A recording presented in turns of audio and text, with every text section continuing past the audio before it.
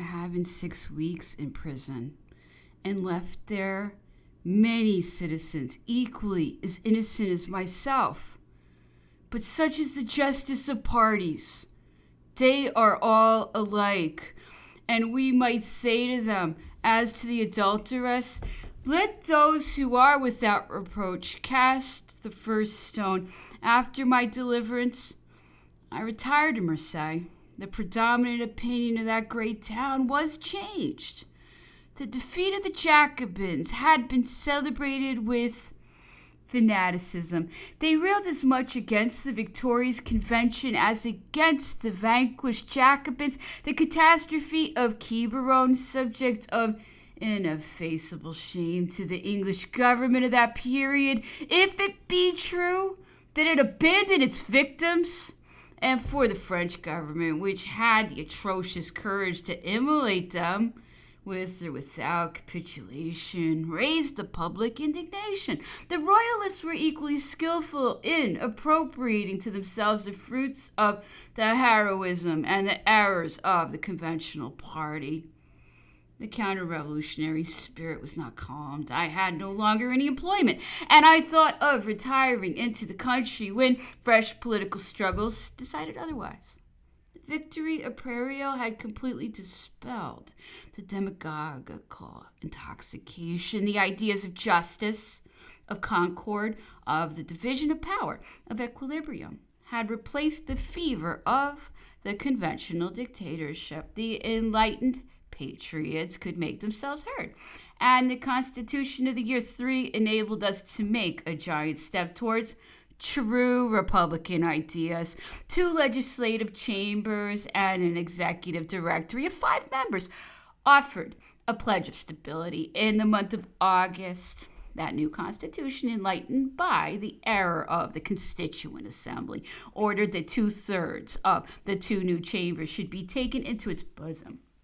That law of the 13th Fructidor exasperated all those who were tired of the yoke of the convention. It cannot be denied that to restrain thus to their own profit the exercise of the right of election was making an attempt upon the sovereignty of the Pope.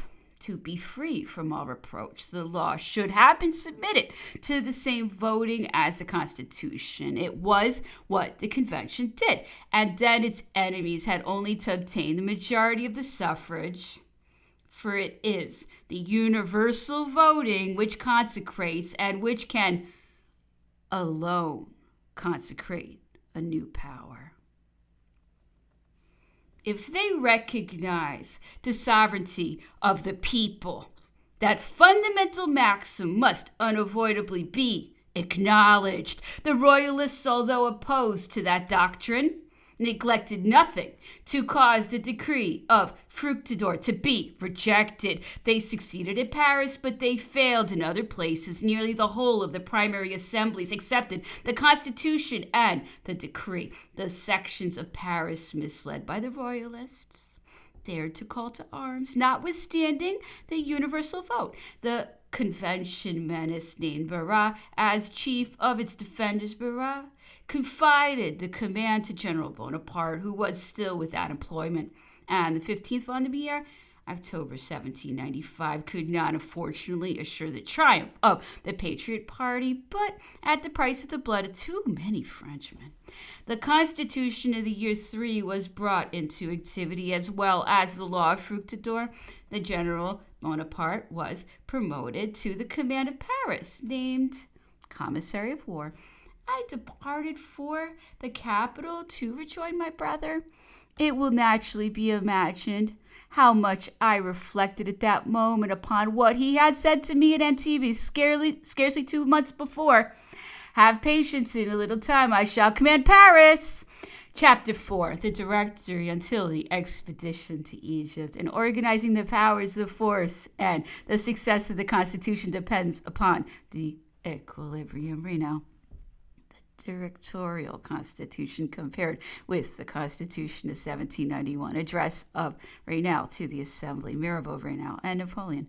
Corsica re-enters the French family. Benasco and Pavie. Monsieur Thiers, and Walter Scott, the inviolability of the Legislative Assembly, Joseph Bonaparte at Rome and at the Council of 500, opinion of Napoleon upon the executive power of 5 or 3 magistrates, expedition to Egypt, my election to the legislative body. I arrived in the great capital a few days after the opening of the legislative councils, which I entered 3 years after. I found my brother in high favor with the Directory. It was through his influence that I was appointed commissary of war to the army of Moreau, which I joined after having remained a month at Paris. During this month's stay, I beheld everything on the bright side. French society beheld everything on the bright side, and its stored to the ideas of true liberty and public order appeared to me the more admirable when I compared them to the convulsions of Jacobinism and to the reaction of the royalism of the South, of which I had nearly become the victim.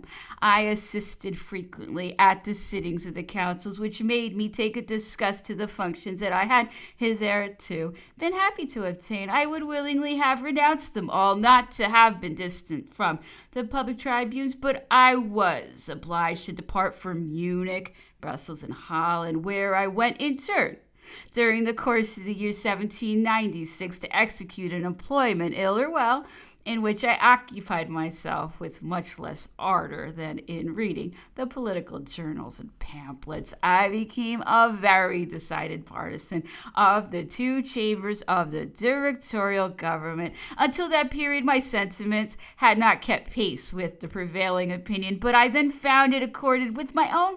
Here at last, I said to myself, is a republic. The division of power is the guarantee of our liberty at the general quarters of the army. I was very fond of making speeches and frequently got into quarrels with the Jacobins or Royalists, but soon the glory of Napoleon, who had just terminated in a few days his first campaign of Italy, that wonderful glory covered me with its brilliancy. My chiefs paid me a great deal of attention, and they excused both my indolence in my administration and my eternal discussions. I obtained the friendship of the General-in-Chief Tilly, who commanded at Brussels, and that of the excellent General Eble, commandant of the artillery at Malines, with whom I remained over a year. This last, above all, was an honest and sincere Republican, and agreed perfectly with me in my sentiments. We were strictly united in friendship. We thought the Republic was established by the new Constitution. The hatred with which it inspired the 2 extreme factions was its highest commendation.